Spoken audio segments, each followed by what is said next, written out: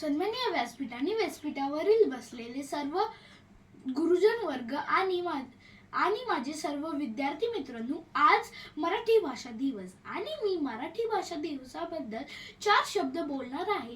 ते तुम्ही शांतपणे ऐकून घ्यावे हीच माझी नम्र विनंती.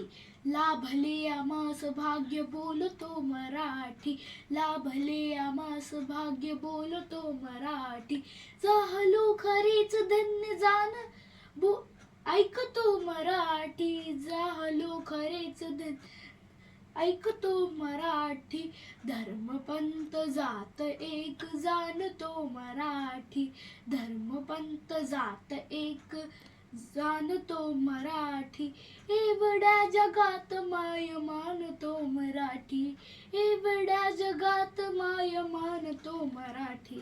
आज 27 फेब्रुवारी म्हणजे मराठी भाषा दिवस. तुम्हाला माहित आहे का आपण मराठी भाषा दिवस का साजरा करतो? माहीतच असेल तरी पण मी सांगतो.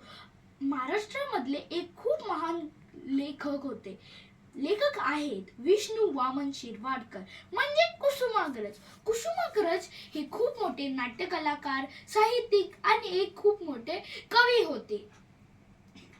ते आपल्याला मराठी संस्कृतीबद्दल खूप काही शिकवतात.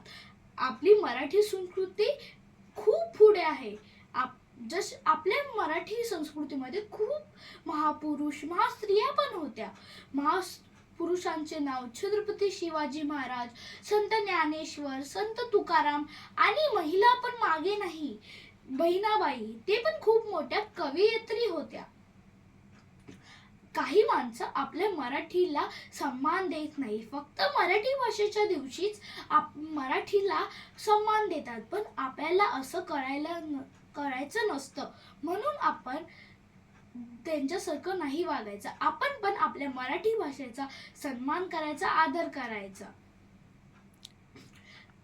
आपली मराठी भाषा आपल्याला खूप काही शिकवते आणि आपल्याला मराठी भाषेसोबतच दुसऱ्या पण भाषा शिकायला पाहिजे. कारण काय, या आधुनिकतेच्या काळात आपल्याला इतर भाषा पण शिकणे खूप गरजेचे आहे. आपण एकमेकाशी सुसंवाद कसा करणार? भाषा येत नसेल तर सुसंवाद कसा करणार? त्यामुळे आपल्याला अतिरिक्त भाषा पण आपल्याला शिकायला पाहिजे आणि आपल्या कुसुमाग्रज आणि आपल्या मराठी भाषेचा गर्व आणि मान वाढवायचा.